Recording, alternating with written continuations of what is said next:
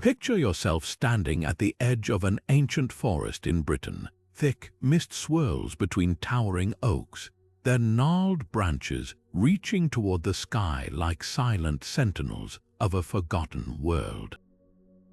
The air hums with something unseen, a whisper of secrets buried deep in the earth, carried on the wind through centuries.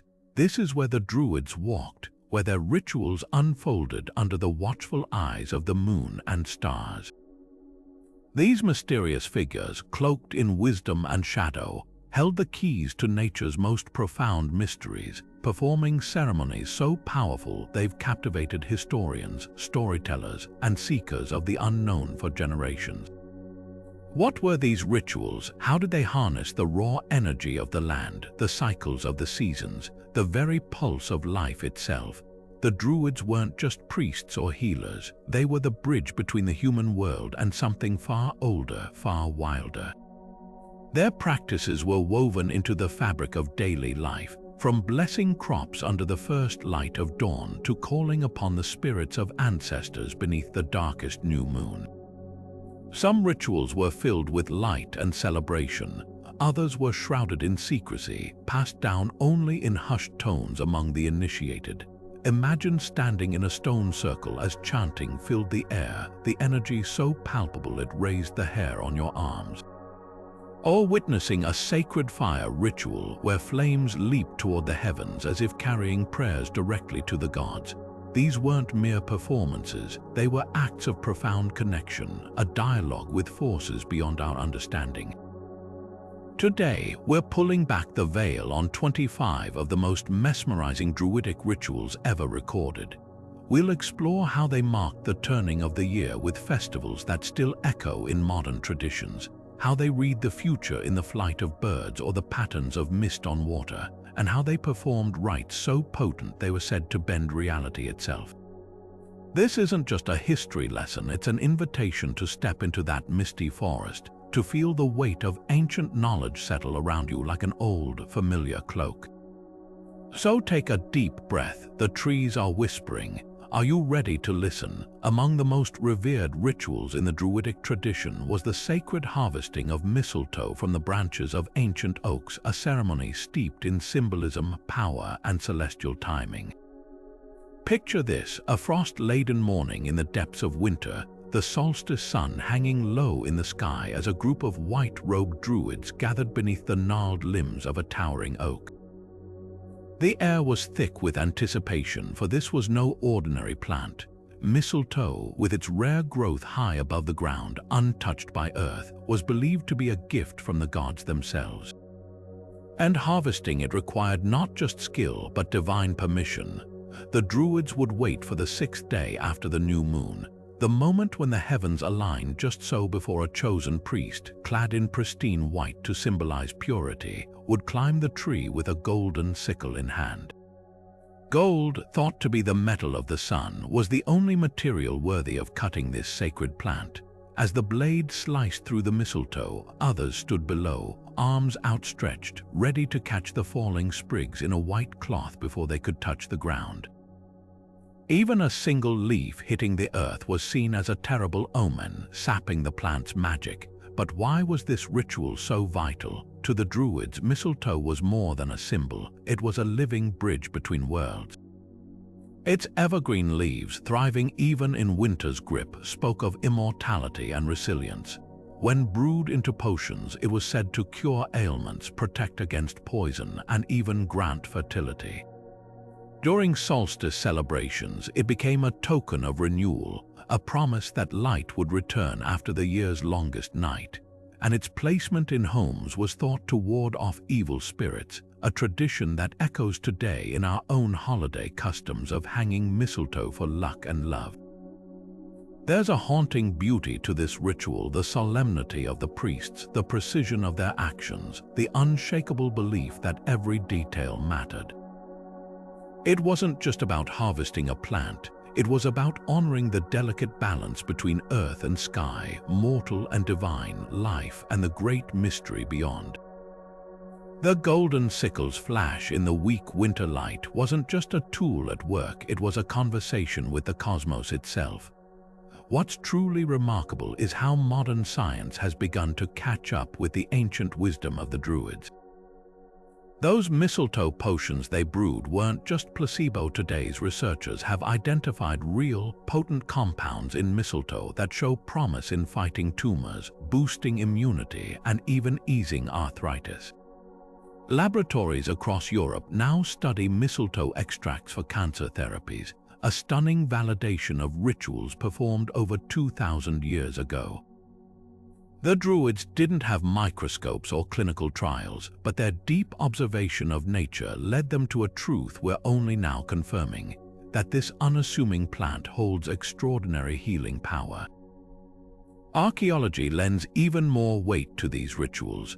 On the Welsh island of Anglesey, once a Druidic stronghold, excavation teams uncovered charred remnants of ceremonial fires alongside fragments of golden artifacts, echoes of that sacred sickle. The island's ancient name, Ynys Mon, translates to Isle of the Powerful, and its landscape is littered with stone circles positioned to align with solstice sunrises. Here, the Druids didn't just harvest mistletoe, they orchestrated grand ceremonies where torchlight flickered against carved oak pillars and the air thrummed with chanting. Forensic soil analysis revealed traces of mistletoe pollen in ceremonial pits, mingled with offerings of honey and barley. These weren't random acts, they were precise, repeated rituals tied to the land's very heartbeat.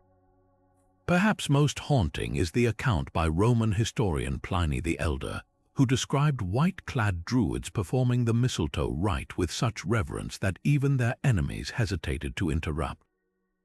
He wrote of the plant's glow in winter forests as if acknowledging its otherworldly reputation. Modern botanists note that mistletoe does indeed seem to luminesce under certain light, its waxy leaves reflecting moonlight in a way that might have convinced ancient observers they were touching something divine. That blend of science and spirituality is what makes these rituals so enduring. The Druids weren't just guessing, they were reading a language of the earth we're still learning to decipher.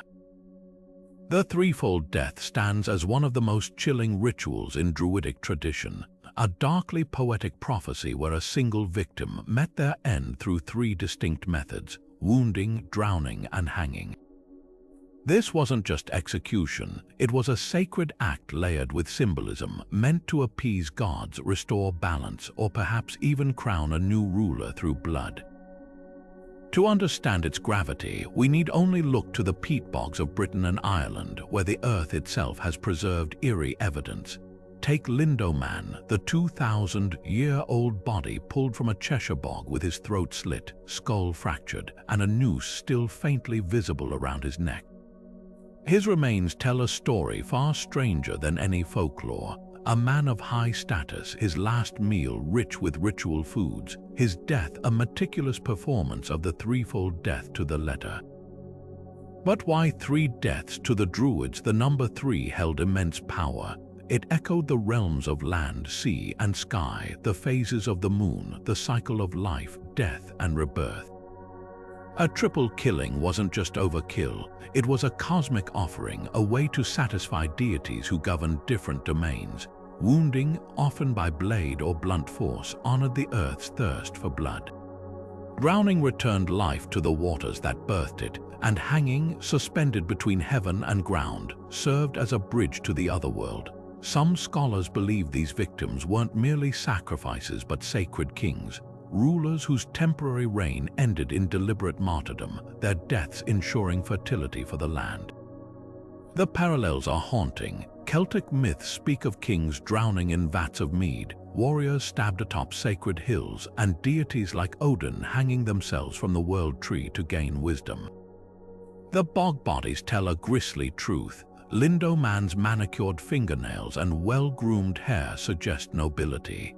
His stomach contained mistletoe pollen, linking him to the very rituals we've just explored. Other bog victims show similar fates. Old Croghan man in Ireland, beheaded and stabbed, his arms pierced with hazel rods. Toland man in Denmark, hanged yet laid gently into the marsh like an offering. These weren't haphazard burials. The bogs, liminal spaces between water and land, were gateways to the divine. Preserving the dead in their acidic embrace may have been intentional, a way to send messengers to the gods, their bodies kept intact as if awaiting resurrection. Yet the most unsettling question lingers: did these victims go willingly? Some show no signs of struggle, their faces eerily peaceful. Historical accounts hint at volunteers, kings, criminals, or even druids themselves who embraced their role as conduits between worlds. Others, like Lindoman's fractured skull, suggest a more violent end. Perhaps it varied. A willing sacrifice carried more power, but desperation could demand darker measures. What's certain is that the Threefold Death wasn't mere brutality. It was theater, cosmology, and diplomacy with the divine, all bound into one grim act. The precision of each wound, the care in disposal, the gifts left with the dead all speak to a belief that some truths could only be written in blood. Modern archaeology peels back layers of this mystery. Isotope analysis reveals some victims traveled great distances before their deaths, like pilgrims to a fatal shrine. Forensic studies show staged injuries, a blow to stun, a cut to bleed, then final drowning. Even the nooses tell a story. Some were woven from 3 ropes, a braid of destiny. And the timing, many cluster around lunar eclipses or solstices, moments when the veil between worlds was thin. The Druids didn't just kill, they choreographed. Every drop of blood, every gasp for air was a verse in a hymn older than memory. Today, as Lindoman's face gazes from museum glass, we're left to wonder, did his death, in some way we can't fathom, truly hold the universe together? Deep in the heart of an ancient oak forest, under a sky splintered with moonlight, the sacred grove initiations unfolded, rites so shrouded in secrecy that even the wind seemed to hold its breath. Imagine being led blindfolded through the undergrowth, your feet bare against damp earth, the scent of moss and damp bark thick in the air. Every rustle of leaves could be a spirit's whisper, every distant owl call a test of your resolve. This was no ordinary trial. To the Druids, the grove was a living temple, and entering it meant stepping into a realm where the boundaries between human and divine dissolved. The initiation began with solitude. Neophytes, those seeking wisdom, were left alone for days, fasting beneath the trees until hunger sharpened their senses into knives. Then came the vision quest. Bound in darkness, they'd wait for the touch of cold water on their foreheads, a sign the gods were listening. Some described hearing the rush of wings as a crow brushed past, or the phantom weight of a wolf's breath on their necks. These weren't hallucinations. The Druids believed animal totems came as guides, each creature embodying a lesson. The stag taught patience, the salmon wisdom, the bear raw courage. To encounter one was to carry its essence forever, but the true test lay in the elements. Initiates were led to a clearing where 4 fires burned, one for each direction, each a force to be faced. Earth, they'd grip handfuls of soil, pledging to root their truths deep. Air, a gust of wind would scatter ash into their faces, demanding they see without eyes. Fire, a spark pressed to their palm, not to burn but to prove they could endure transformation. And water, the final trial, where they'd plunge hands into an icy stream, holding their breath until time itself seemed to stop. Surviving wasn't enough, they had to understand. Archaeology gives us glimpses of these rites. In a Welsh cave, carvings of intertwined serpents and oak leaves suggest where initiates might have knelt. Nearby, pits filled with charred hazelnuts and berry stains hint at ritual feasts after the ordeal. And then there's the testimony of Roman invaders who wrote of Druids chanting over bound youths, their voices rising as the moon reached its zenith. But perhaps the most telling detail, those who passed the trials emerged not with answers but with better questions. The grove didn't grant knowledge, it stripped away certainty, leaving only the raw hunger to seek deeper. What's extraordinary is how these initiations mirror modern rites of passage. From indigenous vision quests to martial arts black belt tests, the themes repeat: isolation, challenge, rebirth. The Druids knew something primal, that true growth requires a brush with the unknown, a moment where the self shatters so the soul can reshape itself. Those who walked from the grove weren't just wiser, they were altered, marked by the kind of knowing that lingers in the bones. Even now, when moonlight filters through old oaks, you might swear you hear the echo of footsteps, bare feet on sacred ground, walking a path few dare to follow. Beltaine wasn't just a festival, it was a blazing declaration that life had returned with the full force of spring. As the last chill of winter faded, the Druids prepared for a night when fire didn't just burn, it transformed. Picture the scene: twilight settling over the rolling hills of ancient Britain, the air thick with the scent of hawthorn blossoms as communities gathered around towering bonfires. These weren't ordinary flames. Built in sacred pits or atop stone altars, the fires crackled with offerings: oak branches for strength, herbs for cleansing, even symbolic sacrifices like woven effigies tossed into the blaze to carry away misfortune. But the most breathtaking moment came when cattle, the lifeblood of Celtic society, were driven straight between twin bonfires, their hides licked by smoke as Druids chanted blessings. To modern eyes, it might seem reckless, yet every detail was steeped in purpose. The act of driving livestock through fire wasn't mere spectacle.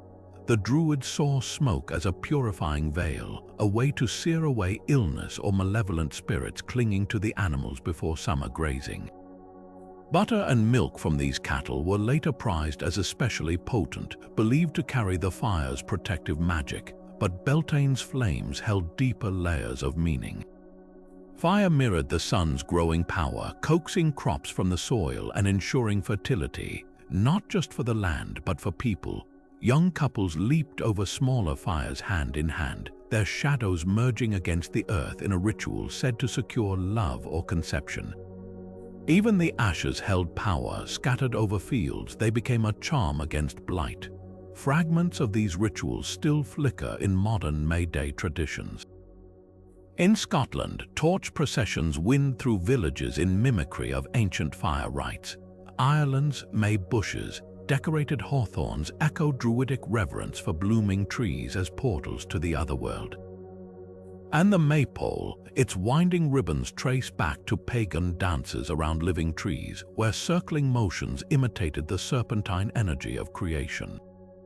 But perhaps the most haunting survival is the Jack in the Green, a leafy figure paraded through English towns. Scholars trace this to the Green Man, a Druidic symbol of cyclical rebirth, his mouth spouting flowers as if the earth itself were speaking. What's striking is how Beltaine balanced jubilation with solemnity. Amid the feasting and music, there was an edge of danger. Stories warned of fairies riding the smoke, eager to snatch those who strayed too far into the twilight.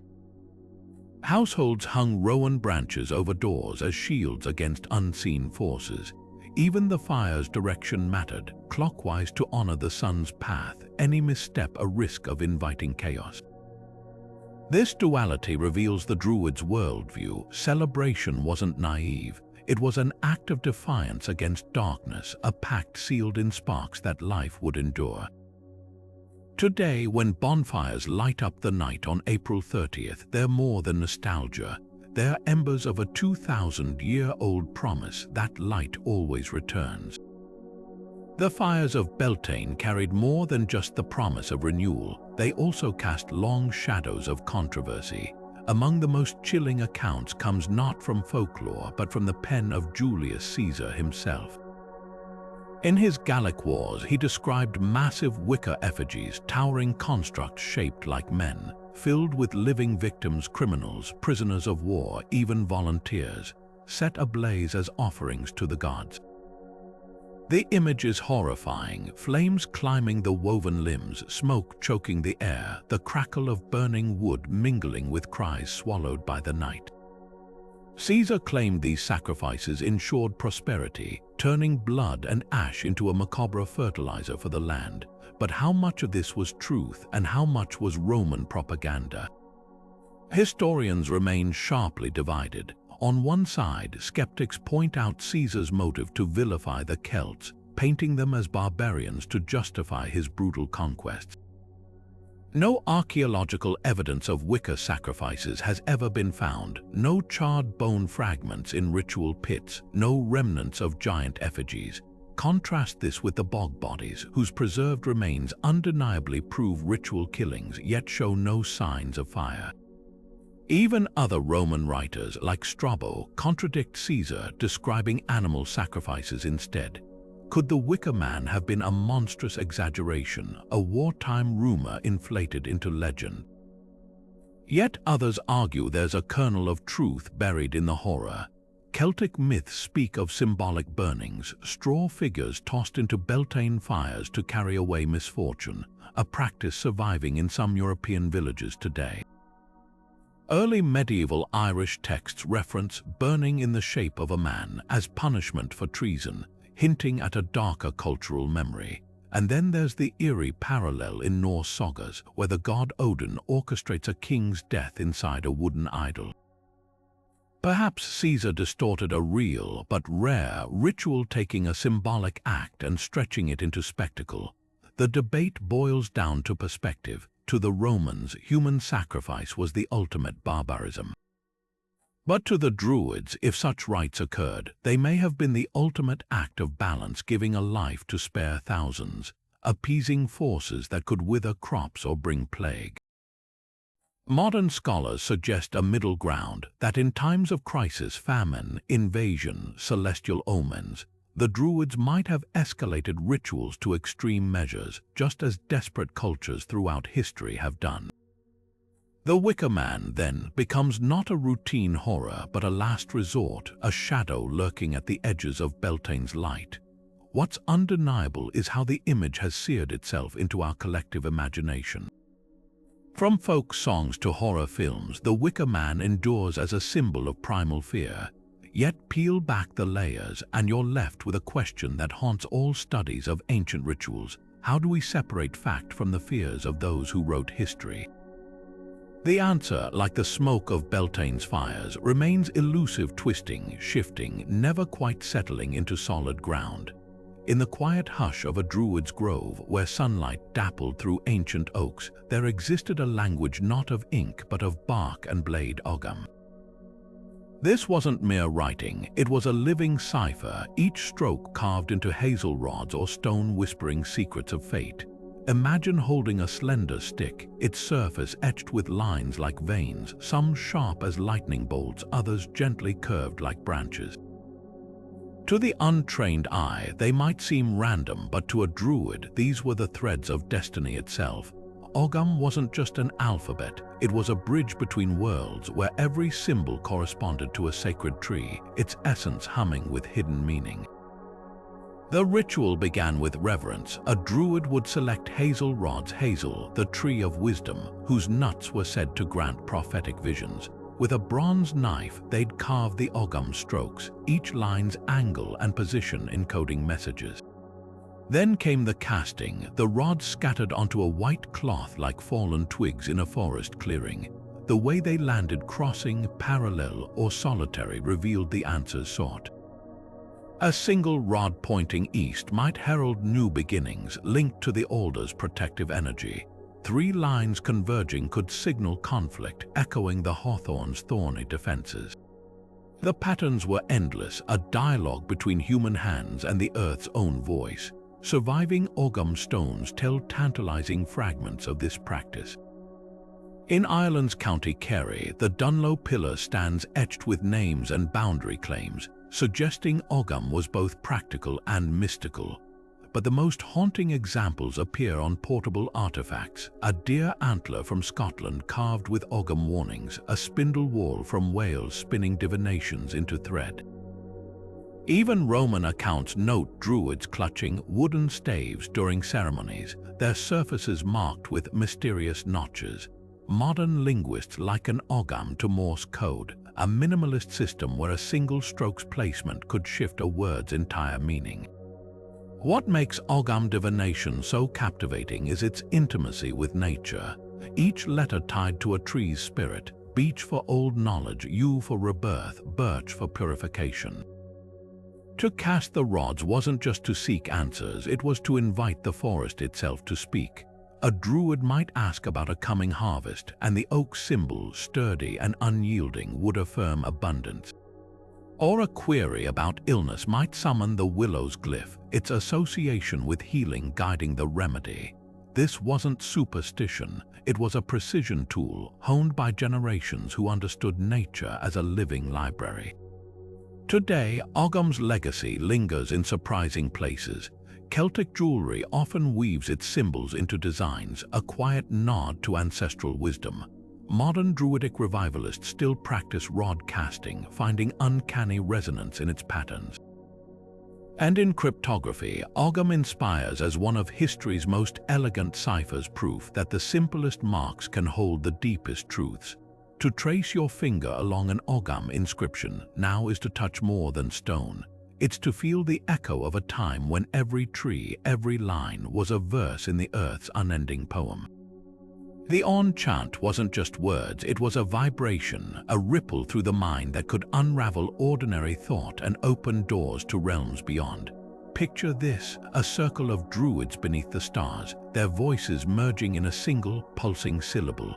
Ah-ua, when repeated until the boundaries between self and sky blurred. This triad of sound wasn't arbitrary. Each syllable carried weight. Ah, the breath of beginnings, uo, the hum of the present moment, and when, the whisper of wisdom yet to come. Together, they formed a ladder of consciousness, a way to climb out of the mundane and into the sacred. Modern Druid revivals have kept this practice alive, but with a fascinating twist. Contemporary practitioners report the chant's rhythm syncing with brainwave patterns, shifting from beta alertness to theta deep meditation within minutes. Neuroscientists studying repetitive chanting note how rhythmic sound can quiet the default mode network, the part of the brain obsessed with self-narration, allowing a state of pure awareness to emerge. It's the same mechanism behind Tibetan monk chants or Sufi dhikr, yet the On chant's three-part structure seems uniquely crafted to mirror natural cycles. Inhale, hold, exhale, dawn, noon, dusk, maiden, mother, crone. Archaeology offers glimpses of its ancient power. In Anglesey, a slate fragment etched with 3 parallel lines, potential notation for the chant structure, was found near a ceremonial spring. Roman accounts describe Celtic priests singing in triads until their eyes rolled back, a detail once dismissed as exaggeration until neurologists confirmed rhythmic chanting can induce mild dissociation. Even the chant's aftermath left traces. Pollen analysis from ritual sites shows heightened concentrations of mugwort and yarrow herbs known to enhance auditory perception, suggesting the Druids amplified the chant's effects with precise botanicals. What's striking is how accessible this ritual remains. Unlike elaborate ceremonies requiring golden sickles or sacred groves, the On chant needs nothing but breath and intention. Modern practitioners describe its effects as anything from mental clarity to visions of ancestral figures. Some even pair it with drumming, the twofold rhythm creating a sonic tapestry that's half music, half metaphysics. Yet the core remains unchanged, 3 syllables woven into the air like a spell, proving sometimes the most potent magic is the kind that fits in the space between heartbeats. The Druids didn't just track time, they danced with it, their lives measured not in days but in the silver pulse of the moon. While most ancient cultures followed the sun's steady march, the Celts carved their years into 13 lunar months, each one a chapter in an ever-turning celestial story. At the heart of this rhythm stood the Coligny calendar, a staggering bronze masterpiece discovered in France but whispering secrets of Druidic Britain. Imagine a 5-foot-wide metal sheet, its surface etched with thousands of precise markings, not just dates, but a cipher tying human lives to the cosmos. This wasn't a tool for farmers, it was a sacred map, its interlocking holes and glyphs revealing when to plant, when to marry, and most crucially, when to perform rituals that could sway the very tides of fate. Each month began with the new moon, a sliver of darkness pregnant with possibility. The Druids celebrated this moment as the breath between worlds, when the veil thinned enough for prayers to slip through. Simple rites marked the waxing moon, offerings of barley tossed into streams or silent vigils beneath elder trees. But the full moon, that was when the rituals crescendoed. In forest clearings, priests would kindle flames in lunar-shaped basins, the fire's reflection doubling the light as chanting rose in spirals. Some ceremonies called for moon bows, silver-tipped arrows shot skyward, their arcs mimicking the celestial curve. Others involved mirrors of polished bronze, angled to catch the moonlight and pull its essence into sacred wells. Every action was calibrated to the Coligny's codes. A day too early or late risked misfiring the magic. Then came the blue moon, the rare 13th month that balanced the solar and lunar years. Unlike today's casual phrase, a true blue moon was anything but ordinary. The Druids saw it as a crack in time, a moment when the rules bent. Rituals shifted to embrace chaos, masked processions where identities blurred, feasts where roles reversed, servants served by kings, children leading elders. One Welsh myth describes a blue moon rite where participants whispered secrets to owls, trusting the birds to carry them safely between realities. Archaeology supports this. Near the Coligny site, excavators found blue-stained skull cups, their cobalt pigment traced to rare Woad dyes. Were these vessels used to drink moon-blessed waters or as offerings to deities of liminal space? The calendar itself holds clues. Its blue moon markings cluster around symbols for gates and spirals, hinting at portals. What's astonishing is the Coligny's precision. Modern astronomers have calculated its accuracy to within 1 day every 30 years, a feat rivaling Rome's Julian calendar. But unlike dry administrative records, this bronze script breathes with intention. Certain dates are punched deeper, marking unlucky periods when no rituals could be risked. Others bear tiny sun symbols, showing where lunar and solar cycles briefly aligned. The Druids didn't just observe these convergences, they weaponized them. Roman accounts tell of Celtic armies timing attacks to eclipse prophecies, their shock troops moving under the moon's shadow. Even childbirth was orchestrated. A baby born under the hawthorn moon might be destined for priesthood, while a rowan moon birth signaled a warrior's path. Today, fragments of these rites linger. In Cornwall, locals still moonbow apples, leaving them in lunar light to enhance healing properties. Ireland's Ballyverney festival keeps the blue moon's role reversal tradition alive with a beggar's banquet. And the calendar itself, a replica, hangs in Edinburgh's museum, its bronze gleaming as if still charged with 2,000 years of moonfire. To trace its glyphs isn't just to study history, it's to touch a living echo of nights when time itself bowed to ritual. The waters didn't just flow, they listened. Across ancient Britain, sacred wells bubbled up from the earth like openings to another world, and the Druids knew their language. At places like Bath's thermal springs, later dedicated to the Roman goddess Suli's Minerva, pilgrims gathered not to drink but to converse. Their offerings weren't coins or trinkets, they were carved stone heads, each one a silent prayer dropped into the depths. Imagine standing at the water's edge, the steam curling around your ankles as you pressed your forehead against the cold surface of a freshly chiseled head, whispering your hopes into its ears before letting it slip beneath the surface. These weren't idle gestures. To the Druids, water was alive, a connective tissue between realms, and every ripple carried a message to the gods. The evidence lies in the silt.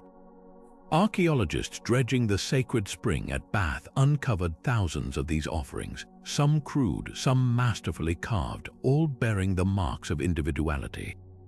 A head with a furrowed brow might have been a plea for healing, while one with a serene smile could have thanked the waters for a wish fulfilled. But the most haunting finds are the cursed tablets, thin sheets of lead scratched with appeals to the spirits. One, still legible after 2 millennia, begs Sulis to punish a thief. "Let him who stole my cloak drown in his own blood." The Druids understood water's dual nature. It could nourish or drown, bless or blight, and their rituals honored that balance. As Christianity spread, these wells didn't vanish, they transformed. The same springs where Druids once cast heads became holy wells dedicated to saints like Bridget or Anne, their waters now said to cure blindness or ease childbirth. Votive offerings shifted from stone heads to clooties, strips of cloth tied to nearby trees, each one imbued with a whispered prayer. Yet the essence remained. People still came to the water's edge seeking connection. In Wales, Effen and Gwynwy's well kept its pre-Christian traditions, with locals leaving offerings of wool or bread well into the 19th century. Even today, at Cornwall's Madron Well, you'll find ribbons fluttering in the breeze, a silent echo of the Druid stone whispers. What's remarkable is how science now validates these ancient instincts. The same thermal waters at Bath, rich with minerals, do have healing properties. Modern hydrotherapy clinics stand just yards from the old spring. And those clooties, microbiologists have found wells like Ireland's Tobernaut host unique microbial ecosystems, possibly explaining their curative reputations. The Druids might not have known about bacteria, but they recognized the water's power. Their rituals weren't superstition.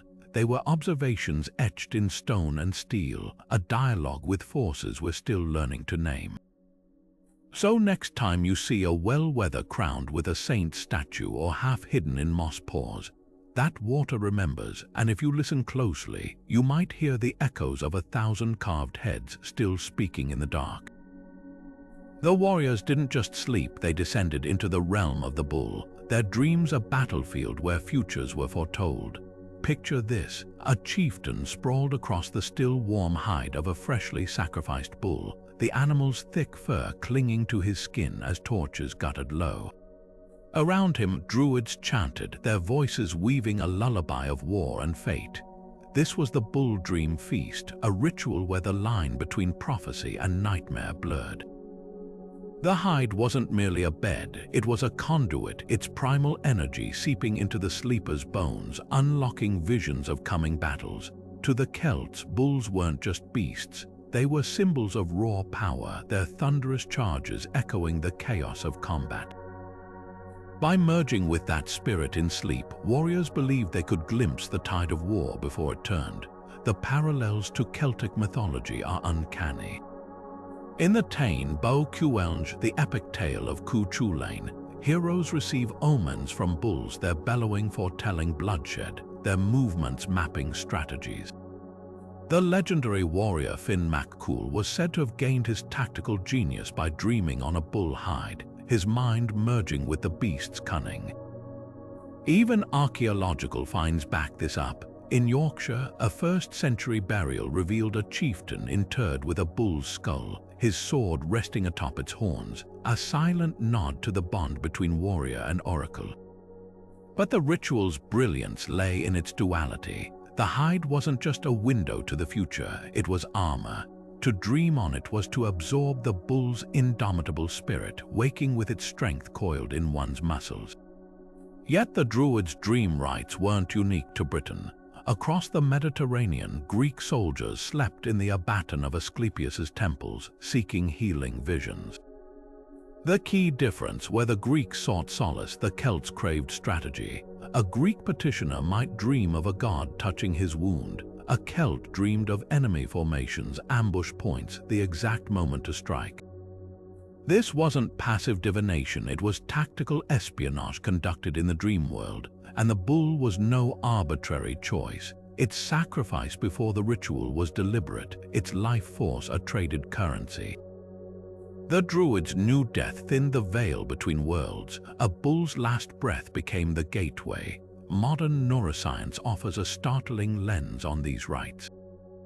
The scent of blood and hide, the rhythmic chanting, the exhaustion from days of fasting, all could induce trance-like states conducive to lucid dreaming. Studies show sensory deprivation combined with tactile stimuli like animal pelts can heighten dream vividness. Even the bull's testosterone-rich hide may have played a role. some researchers suggest dermal absorption could have temporarily boosted aggression, priming warriors for visions of combat. But perhaps the most haunting evidence comes from Gaulish inscriptions asking for the bull's eye view, a phrase that takes on new meaning when you consider these warriors weren't just predicting battles. They were living them in their sleep, waking with the bull's instincts humming in their veins. The legacy of the bull dream feast lingers in odd corners. In the Scottish Highlands, tales persist of hide sleepers predicting storms or raids. A medieval Irish text describes knights wrapping themselves in bull leather before council meetings, a diluted echo of the old rite. And in Wales, the Mabinogion speaks of heroes gifted the bull's knowledge after sleeping near sacred herds. These fragments suggest the ritual outlasted the Druids, morphing into folklore.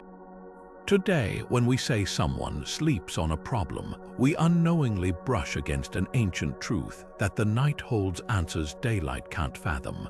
The bull hides may be gone, but the human hunger to dream beyond our limits remains.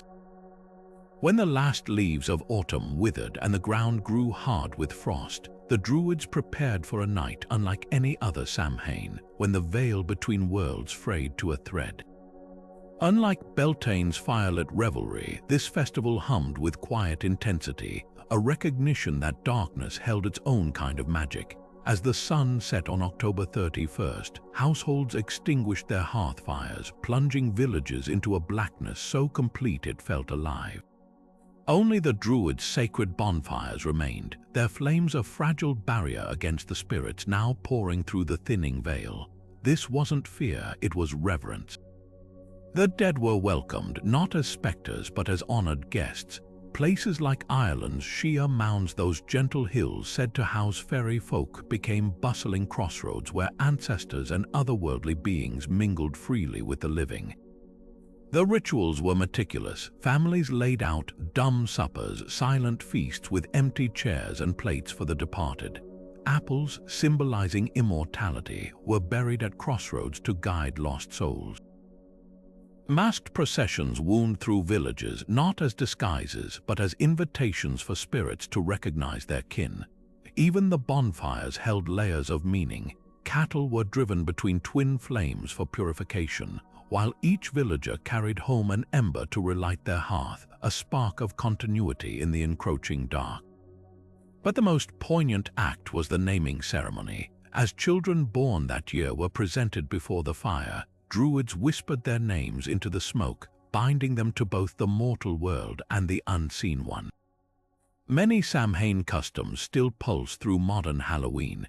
Jack-o'-lanterns, their origins traced to turnips hollowed and carved with fearsome faces to ward off malevolent spirits. Trick-or-treating echoes the practice of souling, where the poor went door to door offering prayers for the dead in exchange for soul cakes. Even the fascination with ghosts and fortune-telling stems from Samhain's unique energy. This was the night Druids performed their most potent divinations, casting Ogham rods or reading futures in the crackle of hazel twigs. Yet Samhain's deepest legacy lies in its duality. It wasn't just about the dead returning, it marked the Celtic New Year, a paradox where endings and beginnings intertwined. The Druids saw time as cyclical, not linear. Death seeded rebirth, and darkness nurtured light. Modern pagans still honor this balance, leaving offerings of pomegranates, a fruit linking life and death since ancient Greece, or lighting candles in Westwood facing windows to guide wandering spirits home. The veil may thin only once a year, but its lesson endures, that every ending carries the whisper of a beginning waiting in the shadows. The table was set in perfect silence, no clinking of spoons, no idle chatter, not even the scrape of a bench against the earth. At Navan Fort, the great ceremonial site of ancient Ulster, archaeologists have uncovered the remains of these eerie feasts. Charred animal bones carefully arranged around empty spaces as if someone or something had pulled up a chair. This was the Dumb Supper, a sacred meal where the living dined alongside the dead, their ancestors' presence as tangible as the steam rising from roasted meats. The rules were absolute. Every dish was prepared without tasting, seasoned only by memory. Plates were laid backwards, utensils reversed, cups filled to the brim yet never drunk. To speak was to risk breaking the fragile thread between worlds, so gestures replaced words, a nod toward the empty seat, a tear brushed away before it could fall. What makes these finds at Navan Fort so revealing is their precision. Excavations show distinct ghost placements, areas where food debris concentrates in patterns suggesting unseen diners. One pit held the skeleton of a boar, its ribs splayed like an offering, surrounded by 9 empty oyster shells arranged in a crescent. Another revealed a curious absence. A ceremonial cauldron's base showed scorch marks from heating, yet no traces of food residue, as if its contents had vanished into thin air. Historians suspect these were spirit meals, entire dishes left to dissipate into the air as ethereal nourishment.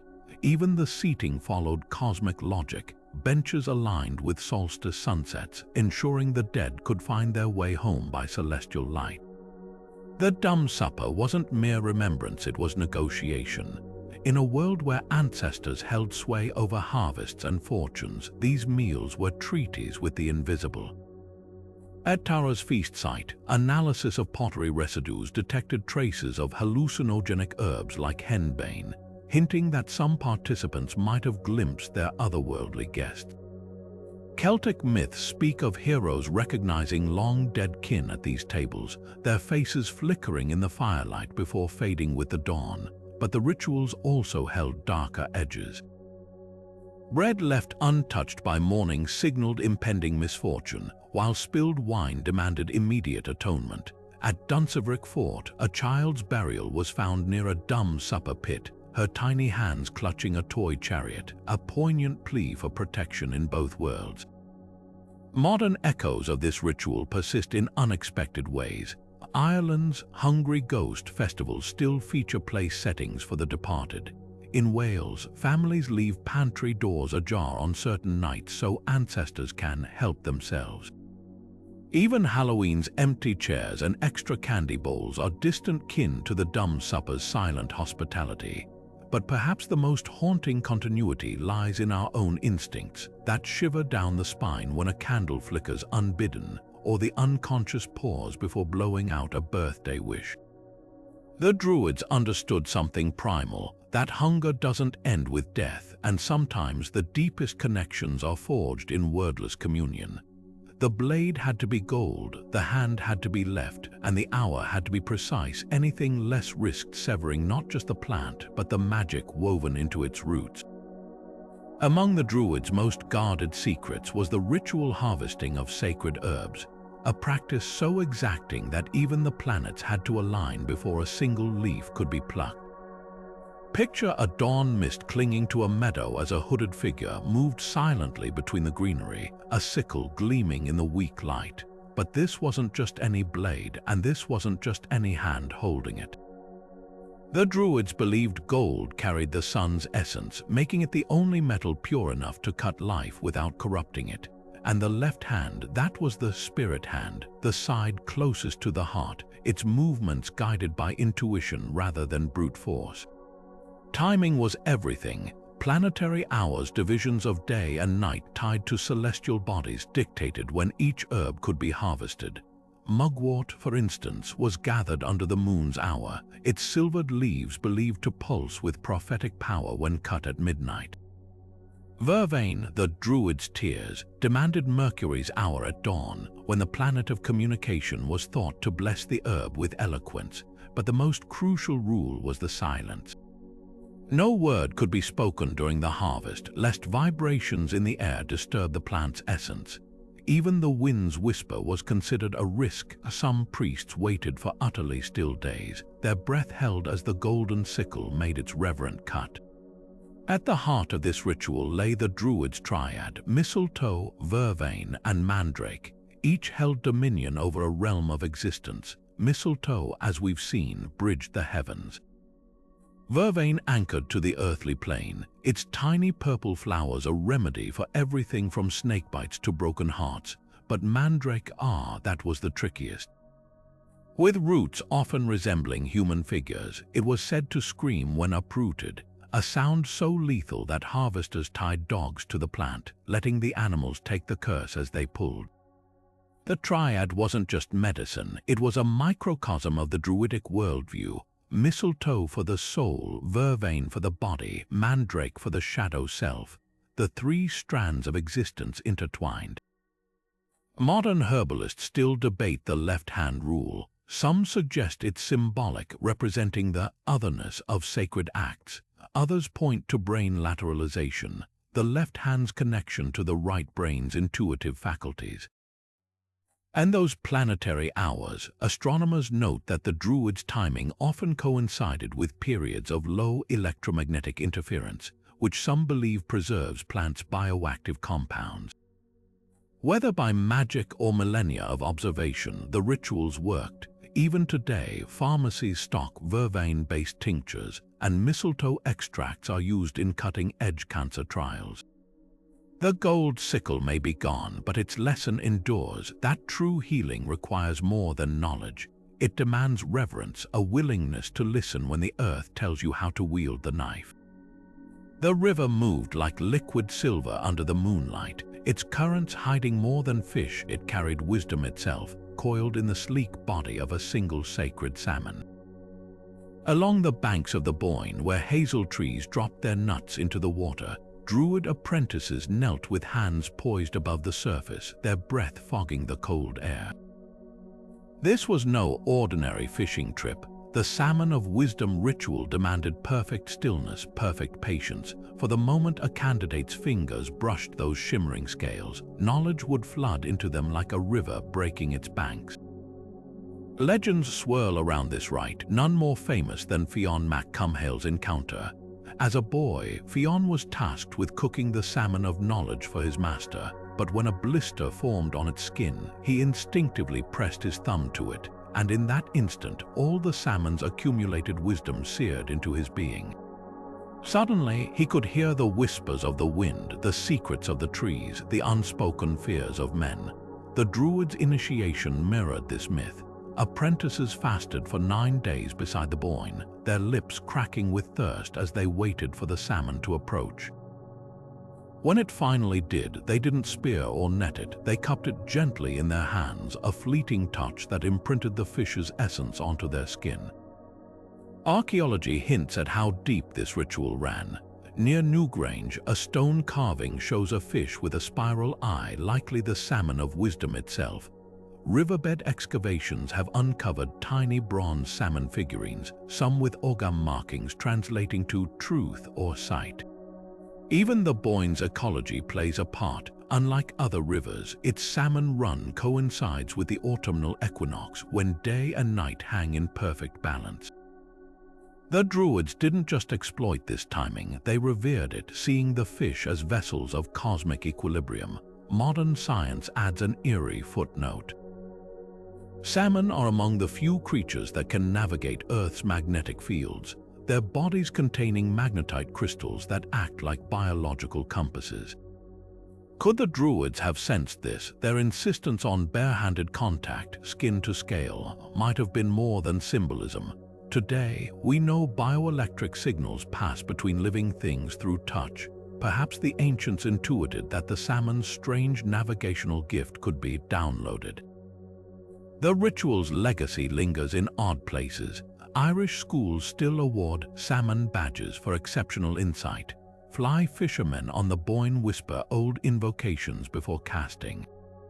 And in a Dublin lab, researchers study salmon DNA for clues to memory and instinct, proving some truths, once caught, never stop swimming. Stone circles weren't just monuments, they were celestial clocks, their towering stones humming with the music of the spheres. Take Stonehenge, that ring of weathered megaliths crouched on Salisbury Plain.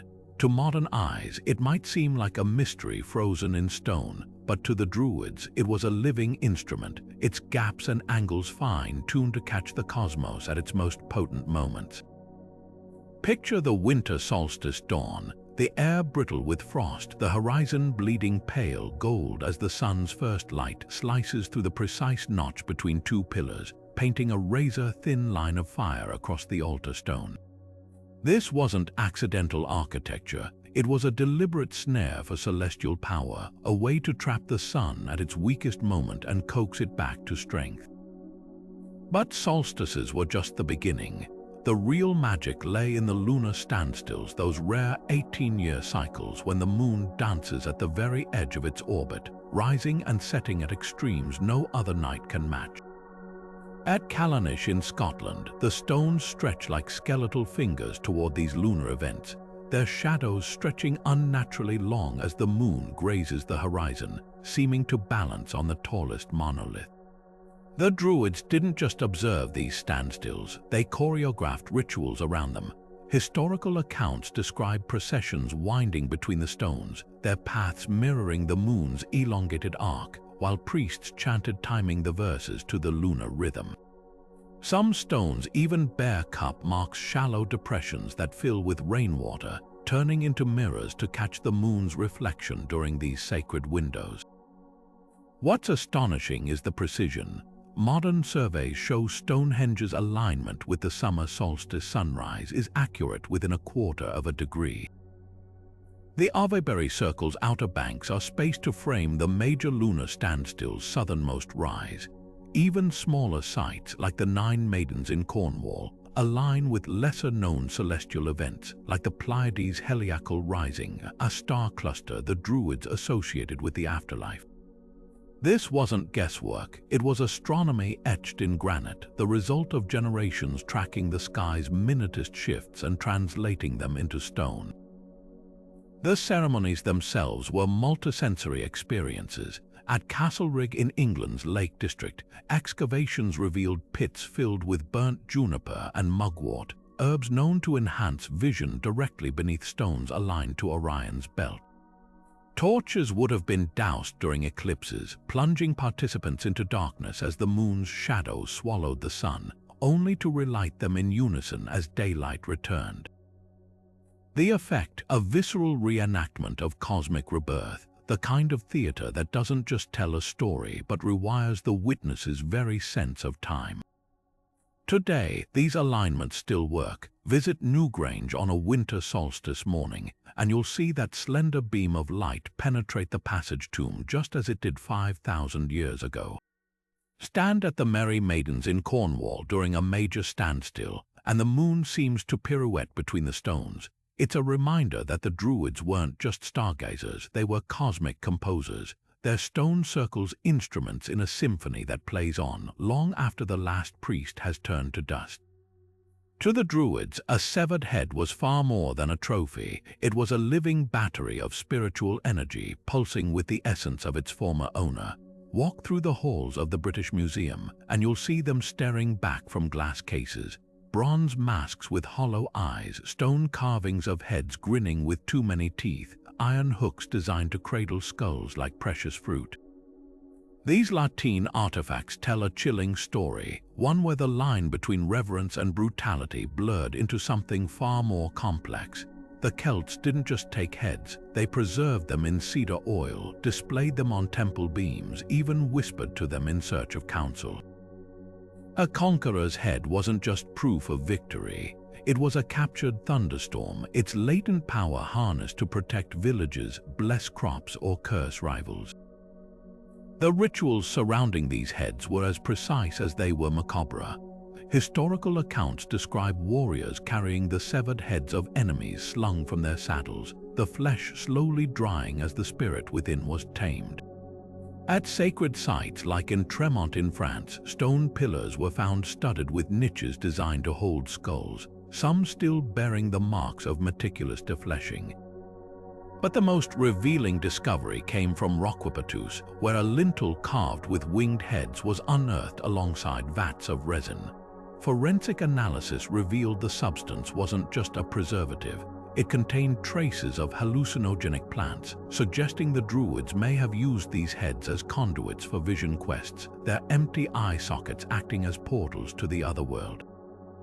What's often misunderstood is the duality of this practice. Yes, heads were taken in battle, but they were also given. Celtic myths overflow with heroes who willingly surrendered their heads, knowing their power would outlast their bodies. Bran the Blessed from Welsh legend ordered his own head buried beneath the White Hill in London as a ward against invasion. The mythical Irish King Connor Mór was said to speak prophecy through his severed head long after death. Even the Romans, who recoiled at headhunting, grudgingly recorded that Celtic chieftains sometimes willed their skulls to be enshrined in temple walls, their souls acting as eternal guardians. Modern archaeology peels back these layers. Isotope testing on skulls from the Thames shows some originated hundreds of miles away, likely traded as sacred relics. Craniums found in Yorkshire bogs exhibit drill holes, suggesting they were mounted on poles or worn as ceremonial masks. And at the Rybmont Suranca Sanctuary, a chilling arrangement of headless skeletons and stacked skulls hints at a belief that the body's strength pooled in the head at death, making it the ultimate repository of a warrior's essence. The legacy of the head cult lingers in eerie ways. In Ireland's medieval tales, talking heads advise kings. Scottish clan legends speak of skull treaties, where enemies buried the dead together to merge their power. Even today, the corbel heads peering from European cathedrals might be distant kin to those ancient trophies, stone echoes of a time when the boundary between life and death wasn't a wall but a threshold. To hold a head wasn't to claim dominance, it was to hold a conversation with the unseen, where every silent whisper from those fleshless lips carried the weight of the eternal. The Imbas Forosnai wasn't just inspiration, it was possession by the raw, unfiltered voice of the unseen. Imagine a poet kneeling in pitch-black darkness, their teeth tearing into a hunk of uncooked flesh, the metallic tang of blood flooding their mouth as they waited for the visions to come. This was no ordinary creative exercise. The ritual demanded absolute sensory deprivation, no light, no sound, no distraction, as if the act of chewing in the void could grind away the barriers between this world and the other. The medieval text Cormac's Glossary describes it plainly. The poet fasts upon the flesh of a red pig, dog, or cat, then places the palms of his hands upon his cheeks and sleeps. Those who stand around him chant over him to prevent his being carried off by the spirits. The warning was clear. This wasn't just a trance, it was a gamble with sanity itself. Why such extremes? To the Druids, poetry wasn't mere art. It was a weapon, a bridge, a living force. The Imbas Forosnai, or illumination of inspiration, was said to grant the power of true prophecy, revealing hidden truths in cascades of unstoppable verse. But that power came at a cost. The 12th century Book of Leinster recounts the fate of poets who mishandled the ritual. One man laughed uncontrollably for days, another tore at his own skin, convinced his veins were crawling with verses. The raw meat wasn't arbitrary. Its visceral, untamed energy mirrored the chaotic flood of inspiration too much, and it could drown the mind. The ritual stages were meticulously cruel. After days of fasting, the poet would retreat to a windowless hut, often lined with the hides of sacrificed animals to dampen sound. The chosen meat, usually pork, symbolizing knowledge in Celtic lore, was never cooked, as fire would tame its wild essence. As the poet chewed, assistants outside chanted binding spells, not to summon inspiration, but to keep it from shattering the vessel of the poet's mind. Then came the sleep, a forced descent into the unconscious where visions would strike like lightning. Those who survived awoke with their mouths bleeding, their tongues swollen, and poems pouring forth with unnatural precision, verses that could praise kings or curse enemies into oblivion. Modern scholars see eerie parallels in neurochemistry. The combination of fasting, sensory deprivation, and protein-rich raw meat could trigger ketosis and heightened dopamine sensitivity, potentially inducing hallucinations. The Tainbo Cuelnge even describes a poet's pupils dilating unnaturally post-ritual, a detail that aligns with altered states of consciousness. Yet the Druids framed this not as biology but as communion. The Imbas Forosnai was a pact. The poet offered their body as a sacrifice, and in return, the universe spoke through them. The legacy of this ritual echoes in the trembling hands of bards reciting ancient lays, in the trope of the mad poet who sees too much. Even the warning endures creative frenzy, still walks the edge of self-destruction. But perhaps the most haunting remnant is found in the Fili, Ireland's later poetic class, who replaced raw flesh with symbolic chants, as if some truths were too dangerous to chew on twice. The white mare stood knee-deep in the sacred spring, her coat gleaming like moonlight on water as the Druids circled her in silence. This was no ordinary bath, every ripple carried a prophecy. When the fate of kingdoms hung in the balance, the Celts turned to horse divination, a ritual so precise that even the animal's slightest twitch could spell victory or ruin. Historical accounts describe how specially chosen mares, always white, always female, were first cleansed in consecrated waters, their hides scrubbed with bundles of verbena and meadowsweet until not a single speck of dirt remained. Then came the feast, oats mixed with crushed silver for clarity, apples from trees struck by lightning for potency, and spring water drawn during a thunderstorm for truth. The horses ate while warriors stood motionless, watching for omens in every flick of an ear or stamp of a hoof. The Uffington white horse, that colossal chalk figure galloping across England's hills for 3,000 years, may have been more than art, it could have been a divine blueprint. Recent laser scans reveal its shape perfectly matches the silhouette of a mare in mid-stride, exactly the type used in divination. Even more telling, the figure lies near Dragon Hill, where legend says St. George slew the beast, except the dragon may have originally been a serpentine spring, the very waters where these rituals unfolded. Archaeology supports this. Excavations at Uffington uncovered Iron Age pits filled with horse bones and silver pebbles, arranged in patterns mimicking celestial movements. What made this ritual so trusted? The Druids believed horses were living bridges between realms, their ability to sense storms before clouds formed or find lost paths in blizzards hinted at otherworldly perception. A mare's reaction to food wasn't random, it was a coded message. If she refused the apples, defeat loomed. If she drank the storm water eagerly, victory was assured. Roman historian Tacitus records how Celtic scouts would release a divination mare before battle, interpreting her path as either a charge line or retreat route. The same principle applied to breeding. A mare that birthed twins was considered an oracle, her foals destined to become war horses with unnaturally sharp instincts. Modern equine science lends eerie credence to these practices. Horses' wide-set eyes give them nearly 360-degree vision, allowing them to detect subtle movements humans miss, perhaps explaining their alleged ability to see approaching danger. Their sensitivity to electromagnetic fields might let them sense impending weather shifts or even geological stresses before earthquakes, and that silver-laced feed. While toxic in large doses, tiny amounts can sharpen cognitive function, suggesting the Druids weren't just interpreting behavior but chemically enhancing it. The legacy of horse divination gallops into the present.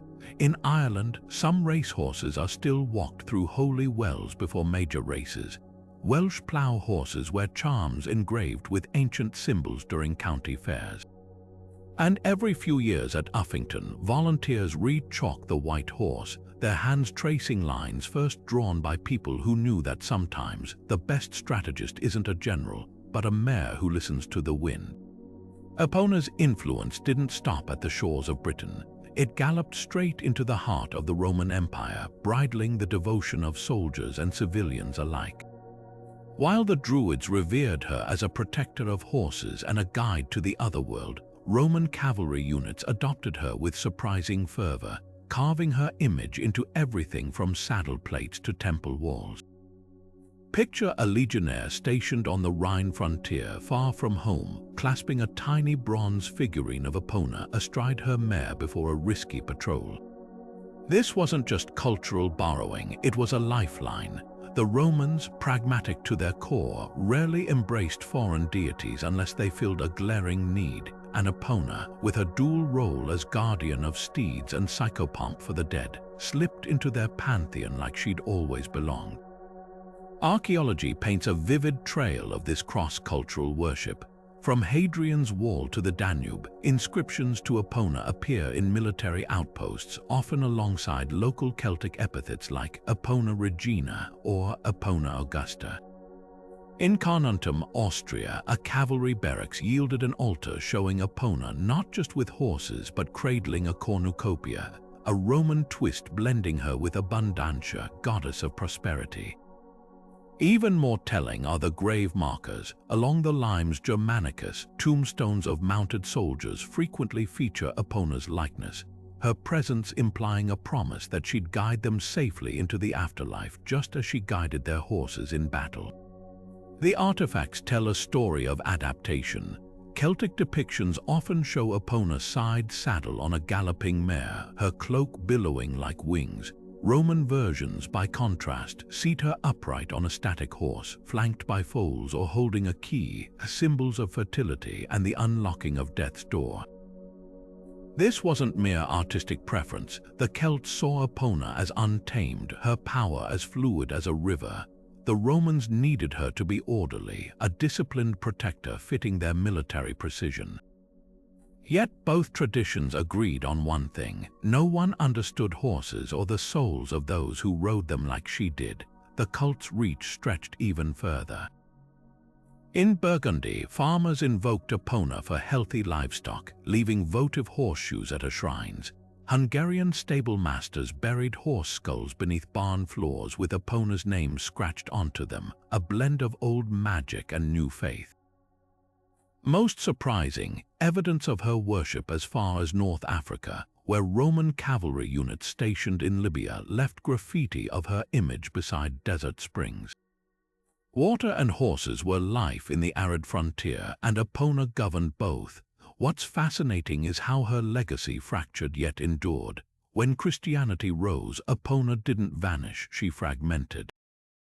Some aspects merged with Virgin Mary imagery, especially in Breton Black Madonna statues where Mary sits atop a horse. Other traces slipped into folklore: Ireland's Matcha, Wales' Rhiannon, even England's Lady Godiva all carry echoes of the mare goddess. And in a quiet corner of Luxembourg's Ardennes forest, locals still tie ribbons to trees near a moss-covered stone dubbed Epona's Rock, whispering requests for safe journeys. The ribbons flutter like manes in the wind, a silent testament to a goddess who rode across cultures and centuries without ever losing her way. Under the boughs of 9 sacred trees, the Druids wove a blessing so intricate it was said to hold the very blueprint of existence. This was the ninefold invocation, a ritual where each tree represented a force of nature, a phase of life, and a strand in the web of fate. Imagine standing at the center of a forest clearing, your feet planted where the roots of these trees converged invisibly beneath the soil. To your left, the oak stood as a pillar of strength. To your right, the hazel hummed with latent wisdom. Ahead, the yews' dark branches whispered of endings and rebirth. The ritual didn't just acknowledge these trees, it summoned their collective power, stitching together a tapestry of protection, prosperity, and foresight through a chant that has survived in fragments for millennia. The incantation began with the oak, its old Celtic words rumbling like distant thunder. Dor a Berthu, Briges ton, a oak of bearing might ascends. Next came the apple, its verse sweeter. A ballow a bloth, ale as by apple of blossom, beauty endures. Each line built upon the last, layering meaning like rings in a trunk. The hazel's invocation crackled with energy. Call a ciano, critch as fin, hazel of nuts, wisdom reveals. The ash, rowan, alder, willow, pine, and yew followed, their verses spiraling into a crescendo that bound the physical and spiritual realms. Modern linguists have painstakingly reconstructed this chant from Ogham carvings and medieval Irish glossaries, but the true magic lay in its execution. The Druids didn't just recite, they moved, circling each tree in a precise pattern that mirrored the cosmic dance of the heavens. At the oak, they pressed their palms to the bark, feeling its pulse. At the willow, they dipped their hands into a bowl of its infused water, anointing their brows. The alder required a blood offering, a single drop spilled onto its roots to seal the pact between mortal and earth. Archaeology offers glimpses of how deeply this ritual was woven into daily life. At the Ballymoney Dig in Northern Ireland, post holes arranged in a 9-spoke pattern matched the growth positions of the sacred trees, suggesting outdoor groves constructed for urban rituals. Nearby, slate fragments bore charcoal scribbles of the invocation's opening lines, likely used as training aids for apprentices. Even the timing was precise. Pollen analysis from ritual sites shows these ceremonies peaked during the tree months of the Celtic calendar, periods when specific trees were believed to radiate heightened energy. What's extraordinary is how the ninefold invocation structure mirrors modern ecological understanding. The oak, as a keystone species, supports entire ecosystems, just as its verse anchors the chant. The yew, with its toxic but medicinal properties, embodies life's duality, reflected in its closing line. Ibar a boss, Betha as toe, yew of death, life returns. This wasn't poetry, it was encrypted botany, an oral tradition preserving the interdependence of flora long before science caught up. Today, echoes of the ritual persist. In Cornwall, hedgerows are still planted with the 9 sacred species. Irish midwives recite fragments of the invocation during births, swapping oak for mother in a poignant adaptation.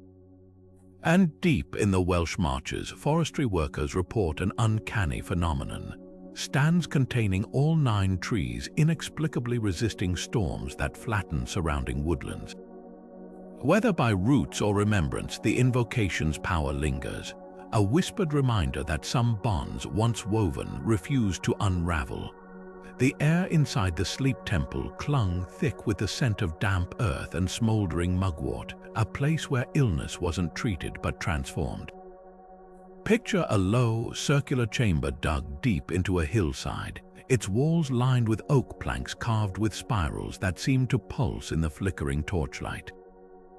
Patients didn't enter these sanctuaries as visitors. They entered as seekers, stripped of their old identities, wrapped in linen dyed with woad and laid upon pallets of sacred herbs. This wasn't medicine as we know it. It was an orchestrated descent into the underworld of the self, where healing came not from potions, but from the raw, unfiltered encounter with the unseen. The ritual began with purification, 3 days of fasting, followed by immersion in a spring so cold it stole the breath.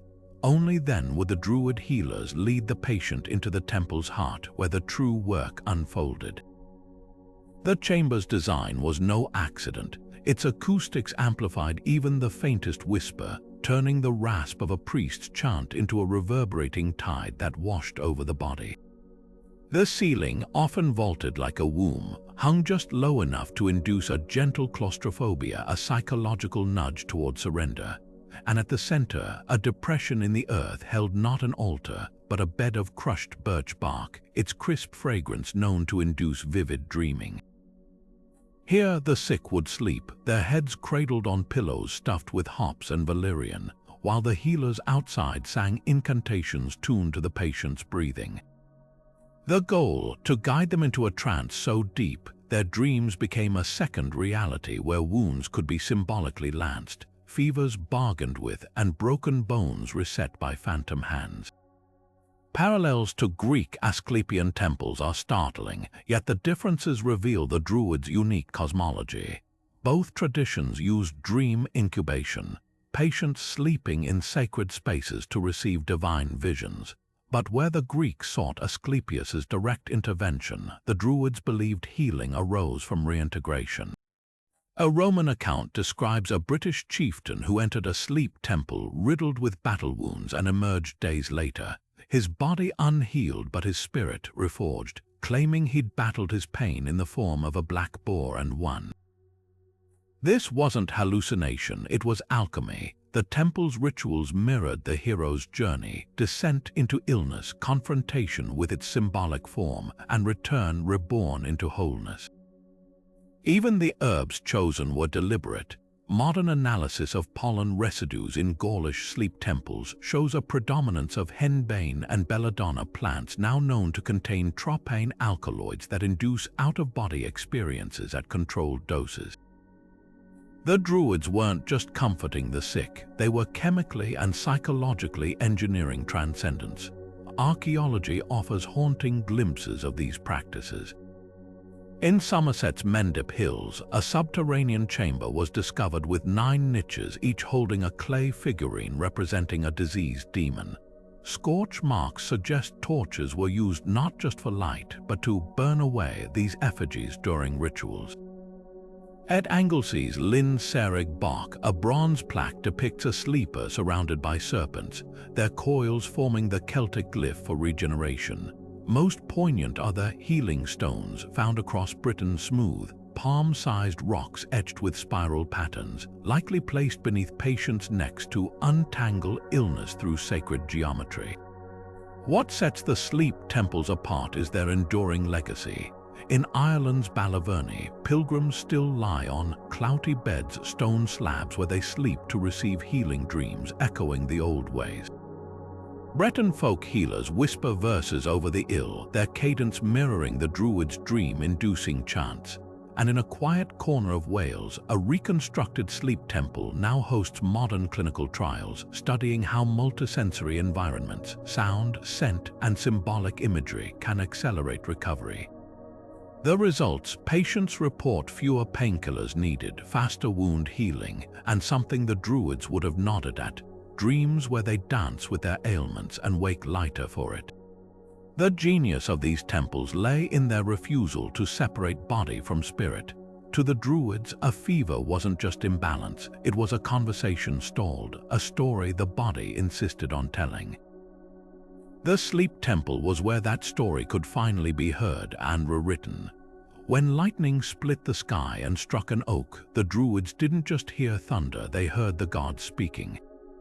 To the untrained eye, a charred trunk might seem like an act of random destruction, but to these ancient seers it was a celestial telegram etched in smoke and splintered wood. Picture a storm-racked hillside where a dozen white-robed figures gathered around the smoldering remains of a lightning-struck oak, their hands hovering just above the scorched bark as if reading Braille. The location of the strike, the pattern of the burn, even the direction the tree fell, every detail held meaning. A split running north to south might herald a bountiful harvest, while a spiral-shaped scar could warn of impending conflict. The Druids didn't just observe these omens, they decoded them with the precision of astronomers mapping the stars. Pliny the Elder, ever the meticulous chronicler, recorded one such divination in his natural history. He described Druids in Gaul who could predict battles by studying lightning forks. The deeper the burn, the bloodier the clash. More astonishing was their alleged ability to forecast weather patterns years in advance by comparing successive strikes. A grove with 3 oaks hit in a single season signaled drought, while lightning igniting the tree's sap meant storms would plague the next planting cycle. Pliny, skeptical yet fascinated, noted their accuracy often unnerved even Roman generals who delayed campaigns based on Druidic storm readings. But why oaks? These trees were sacred not just for their strength but for their electrical properties.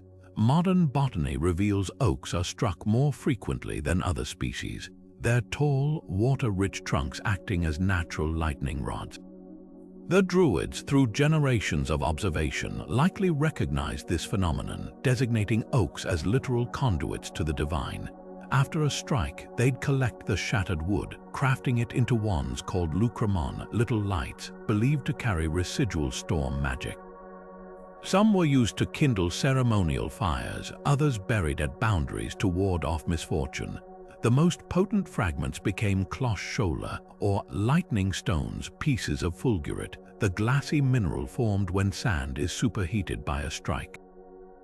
These rare relics were worn by chieftains as talismans, their jagged edges proof of a pact with the sky itself. Archaeology unveils even stranger practices. At Llyn Fawr in Wales, a hoard of Iron Age artifacts included a bronze cauldron filled with charred acorns and a single lightning-fused sword blade, likely remnants of a post-storm ritual. In Scotland's Isle of Skye, standing stones near oak groves bear cup marks aligned to historic lightning strikes, suggesting they served as primitive recording devices. But the most chilling evidence comes from the skeletons. 2 bodies unearthed in Dorset showed unusual trauma. Spiral fractures consistent with being struck by lightning, their bones buried with oak amulets as if to complete the circuit between this world and the next. The legacy of lightning divination flickers into modernity. Irish fishermen still watch for oaks struck by storms, believing their wood protects ships from sinking. Welsh farmers plant oak seedlings where lightning has fallen, calling them storm's children. And in Cornwall, folklore claims the scent of petrichor, the earthy perfume of rain on dry soil, is actually the breath of oaks whispering secrets left by the lightning's kiss. It's a reminder that the Druids' greatest skill wasn't just listening to nature, it was understanding that even destruction carries a message, written in fire and waiting to be read. The polished bronze surface of the birdlip mirror catches the dim torchlight, not to reflect the viewer's face but to dissolve it. This wasn't a tool for vanity. It was a portal, its surface deliberately blurred through a secret alloy mix that turned ordinary metal into a window for otherworld visions. Unearthed from a Gloucestershire burial site cradled in the arms of a woman adorned with jet beads, the mirror's back bears intricate spirals that seem to writhe when viewed from different angles. Archaeologists first assumed it was ceremonial until they noticed the wear pattern. Tiny, circular abrasions near the handle suggest generations of fingertips tracing the same path over centuries, a tactile ritual to awaken the mirror's hidden gaze. What made these mirrors so potent? The alloy held the secret. X-ray fluorescence reveals the birdlip mirror contains an unusually high arsenic content, a metal known to produce mild hallucinations when handled extensively. Combined with the dim, flickering light of oil lamps, the slightly distorted reflections would have created eerie optical illusions, but the true genius lay in the scrying technique itself. Welsh triads describe a ritual where the seer breathed upon the mirror 3 times, then pressed their forehead to its cold surface while chanting, "Why neb diboco, diboco, whoever seeks shall find." The breath's condensation temporarily altered the mirror's reflectivity, creating a transient veil through which visions might emerge. The connection to the mythical black cauldrons of Welsh lore runs deeper than symbolism. Both were vessels of transformation, the cauldron resurrecting warriors, the mirror revealing hidden truths. In the Mabinogion, the sorceress Serid, one uses a mirror of knowing to brew her prophetic potion, suggesting the 2 objects shared a mystical kinship. Excavations at Llyn Cerrig Bog uncovered fragments of both bronze mirrors and cauldrons ritually dismantled and deposited in lakes, implying they were 2 halves of the same divinatory practice. Some mirrors even bear cauldron motifs on their handles, reinforcing their intertwined purposes. Modern experiments by perceptual psychologists shed light on the mirror's power.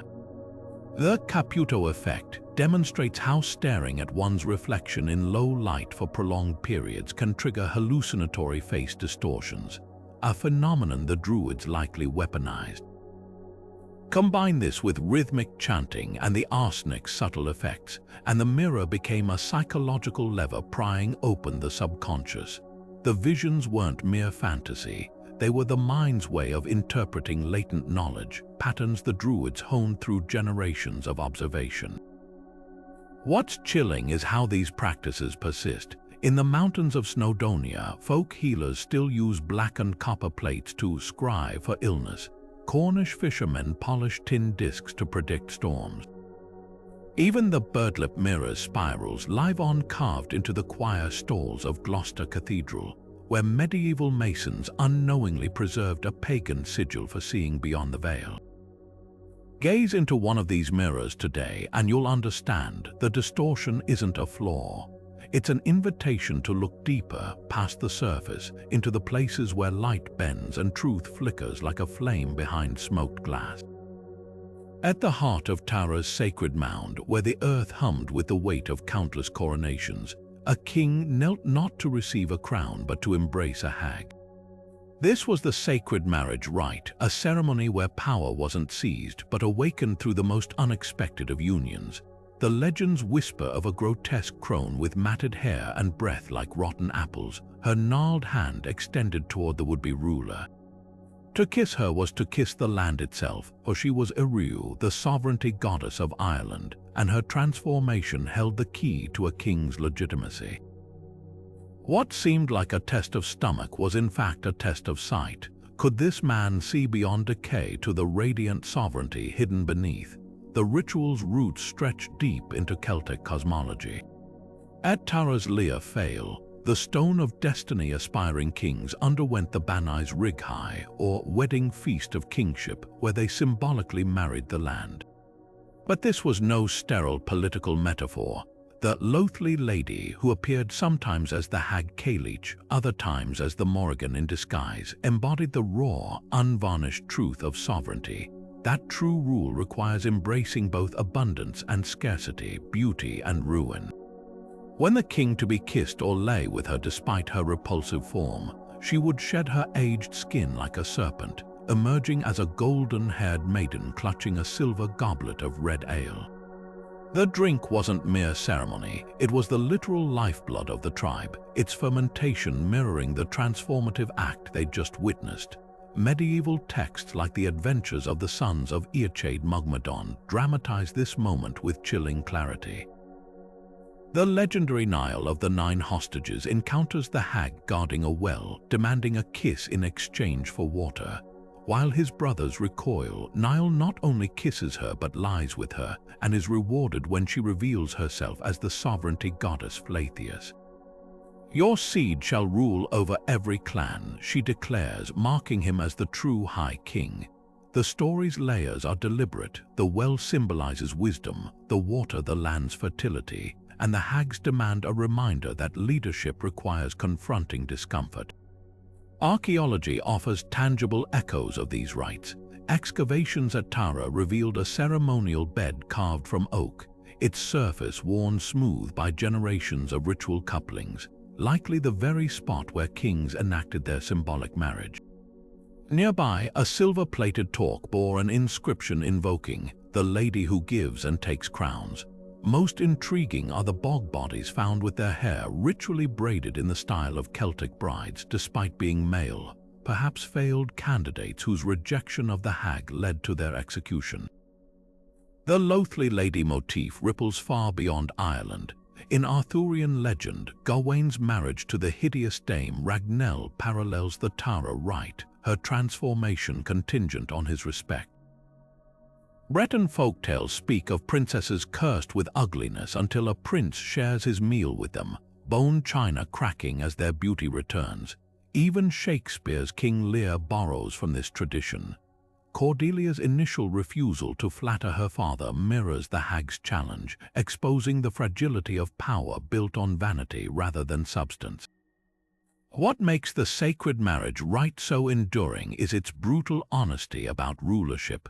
The goddess doesn't offer a throne to the strongest or wealthiest, but to the one willing to embrace the unlovely realities of governance, famine, war, aging.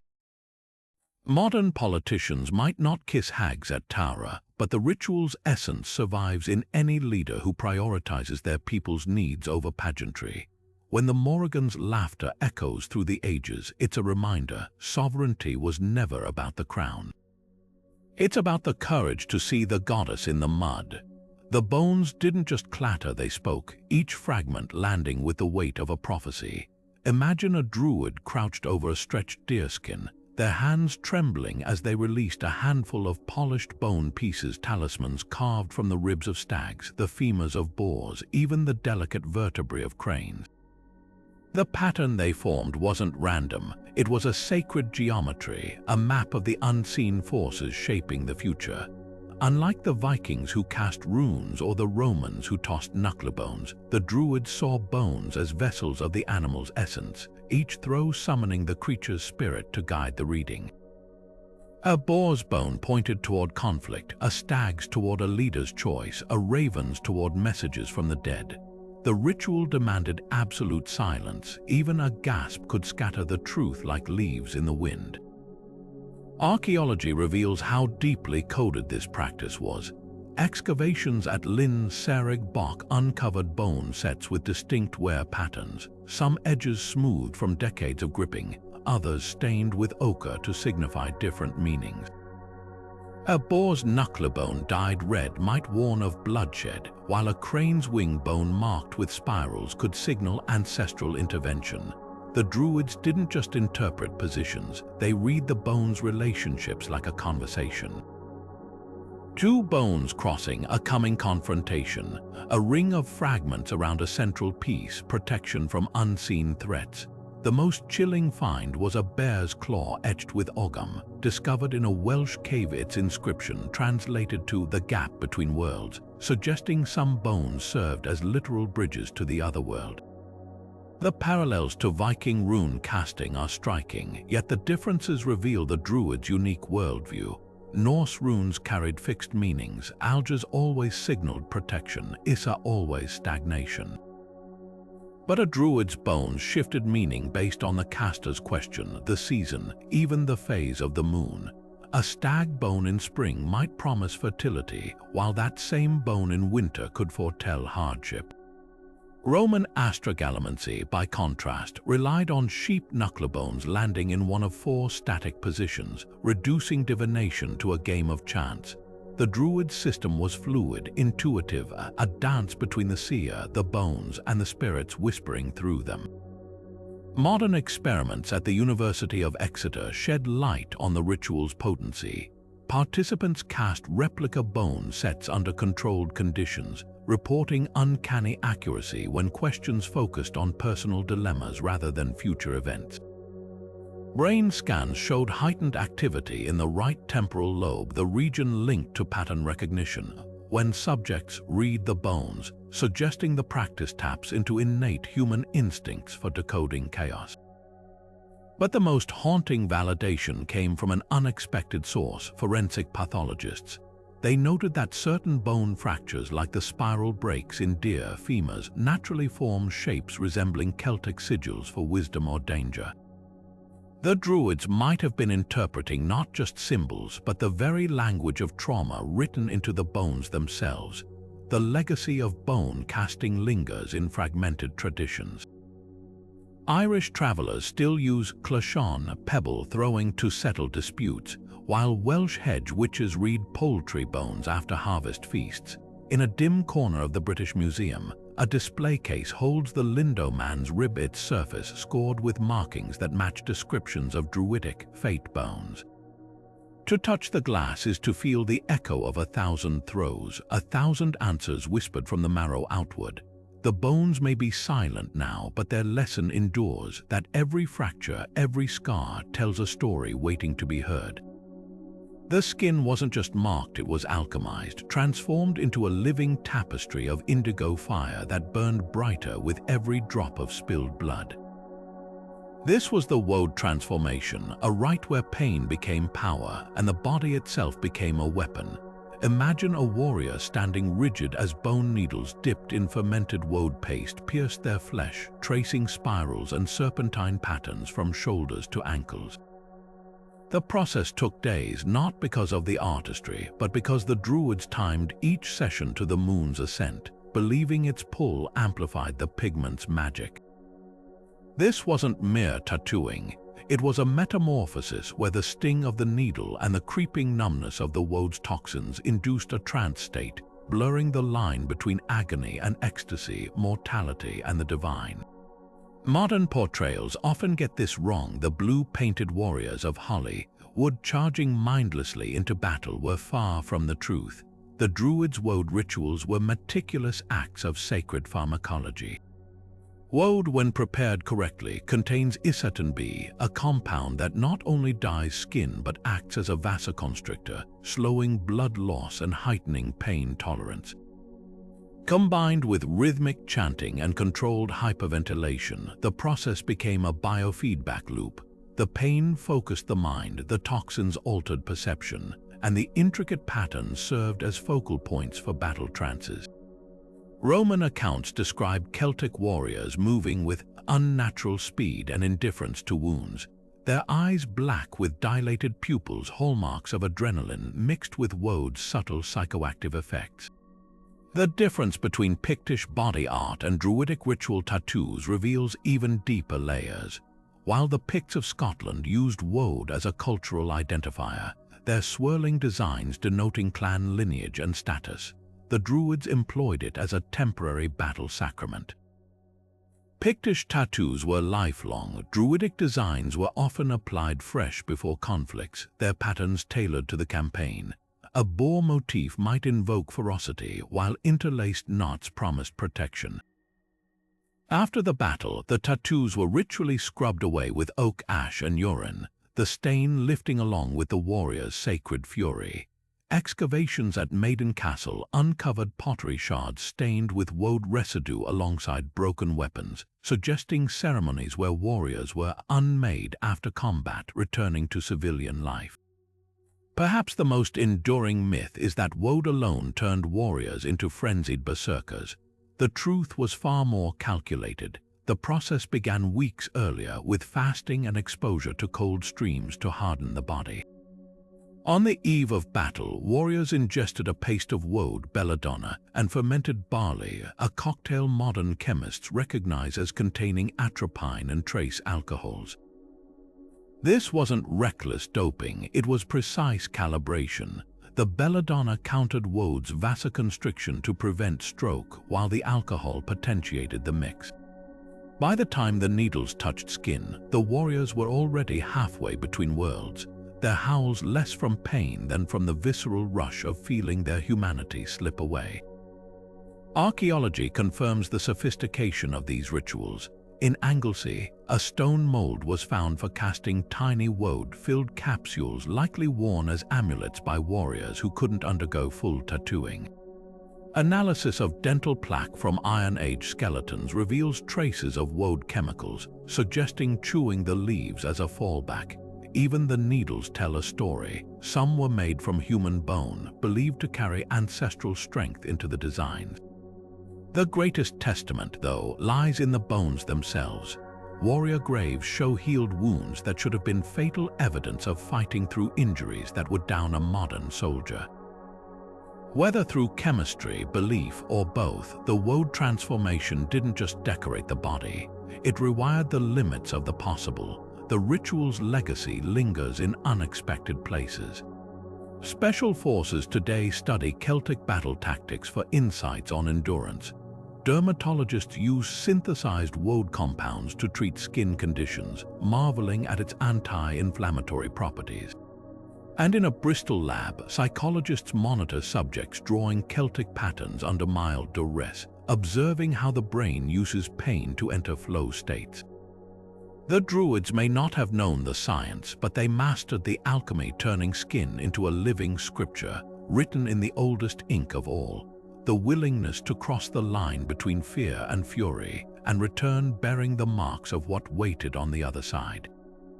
The skulls lining London's ancient wall weren't just relics of the dead, they were living conduits, their hollow eyes staring into worlds beyond our own.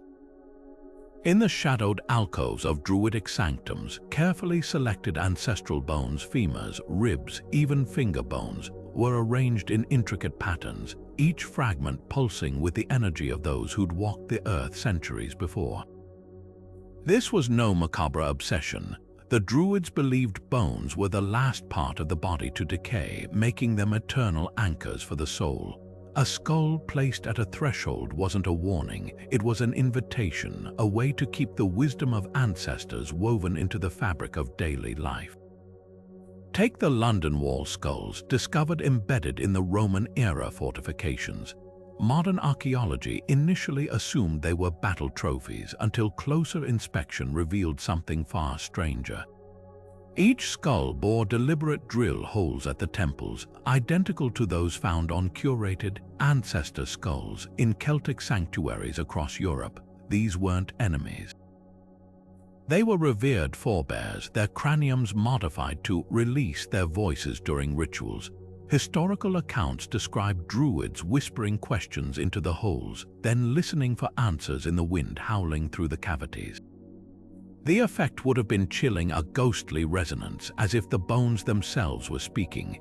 But why bones? Celtic rebirth myths held that the soul cycled through three realms: the living world, the otherworld, and the cauldron of rebirth. Bones were the physical thread tying these realms together. In Wales's Lyn Serig Bach, a cache of carefully sorted bones, skulls facing east, long bones stacked like kindling, was found alongside bronze cauldrons engraved with spirals. The message was clear: just as a cauldron could transform raw ingredients into nourishment, bones could transmute ancestral energy into guidance. Some burials even show reborn bone skeletons painted with ochre and wrapped in nettle cloth, then reburied with newborns, literally linking generations through marrow and earth. The rituals themselves blurred the line between veneration and necromancy. At the Ribemont Sur Anchor Sanctuary in Gaul, over 10,000 human bones were arranged in a vast wheel-like pattern, their placement mirroring the constellations. Forensic analysis reveals these bones were periodically recharged, removed, anointed with fermented hawthorn berry paste, and returned to their positions. The hawthorn's acetic acid would have reacted with the bone collagen, creating an eerie phosphorescence in moonlight. Imagine the sight: a skeletal cosmos glowing faintly as priests moved among them, plucking specific bones to read their patterns like a celestial map. Modern DNA analysis adds a poignant layer. The London Wall skulls traced to local Britannic tribes, disproving early theories of foreign captives. Isotope testing shows some lived on diets rich in hazelnuts and salmon, foods sacred to Druidic rites. These weren't anonymous dead, they were chosen, their very biochemistry intertwining with ritual practice. Even their tooth were hints at lifetimes spent chanting or grinding ceremonial herbs, their bodies honed into instruments of the sacred long before death. The legacy of these rituals lingers in unexpected ways. Irish families once kept lucky bones, often a saint's relic, under floorboards for protection. Cornish miners carried fox femurs as charms against cave-ins, and in a quiet corner of Glastonbury, a reconstruction of a bone wheel stands in a hedge school, its spokes aligned to the solstice sunrise, an unbroken thread stretching back to a time when the dead weren't gone, just waiting, their wisdom locked in the enduring language of bone. The dying breath of a Druid was never just an ending. It was the moment when centuries of forbidden knowledge hovered on the threshold between worlds, waiting to be claimed. In remote caves of Wales and along the mist-wrapped cliffs of Cornwall, whispers persist of a final, desperate rite, the Anail na Dríd, or Druid's breath. Unlike peaceful last words, this was an act of sacred theft where a young apprentice would kneel over their fading mentor, press their lips to the elders, and inhale as the soul departed. The belief wasn't merely symbolic. The Celts considered the last exhalation to carry the Imbas, the luminous wisdom accumulated over a lifetime. Swallow that breath, and you swallowed the dying priest's very essence. The evidence lies scattered across history's margins. A 9th century Welsh monastic text, Annals Cambrii, condemns the practice as the kiss of damnation, accusing Druids of passing devil's mouth to mouth like poisoned wind. In Ireland's Líbhar na Uada, a monk's frantic marginal note describes catching novices performing the ritual in a forest, their faces lit by a single candle guttering in the dying man's hands. But the most damning testimony comes from Saint Helene's warnings to the faithful, where she describes discovering an abbot's corpse with lips sewn shut, a posthumous precaution against his suspected Druidic lineage. These weren't just rumors, they were active measures against a tradition the church couldn't eradicate through preaching alone. Archaeology offers chilling physical traces. In Anglesey's and Wynn Island, a cave excavation revealed a skeleton with hyoid bone fractures consistent with someone holding a dying person's mouth open forcibly. Beside it lay a bronze cup etched with Ogham script reading, "Sea chain and anale, beware the breath." More telling are the breathstones found across Britain, small, perforated pebbles strung on cords. Experimental archaeology shows that when heated, these stones emit eerie whistles when air passes through them. Were they used to mimic the sound of a departing spirit guiding the transfer? Or perhaps to filter the breath, straining out impure knowledge? The ritual's mechanics reveal ruthless pragmatism. Apprentices fasted for 3 days prior, their bodies starved of everything but water and hawthorn berries. A combination modern chemists recognize as inducing a state of heightened suggestibility.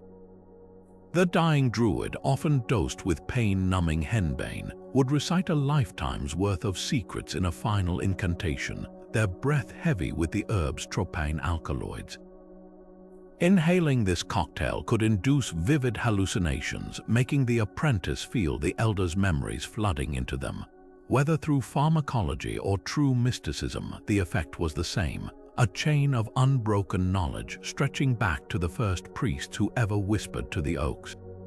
But the darkest twist, not all breaths were given willingly.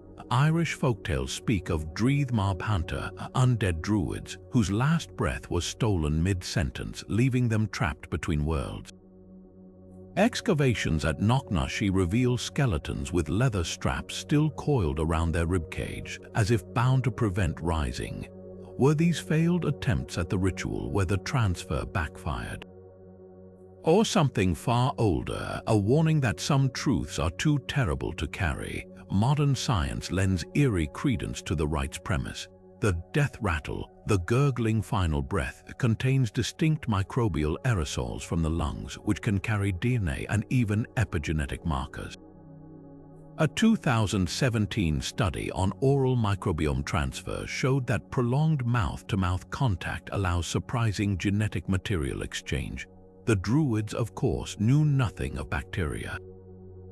But their belief that breath carried the soul's blueprint, that might have been less metaphor than accidental biology.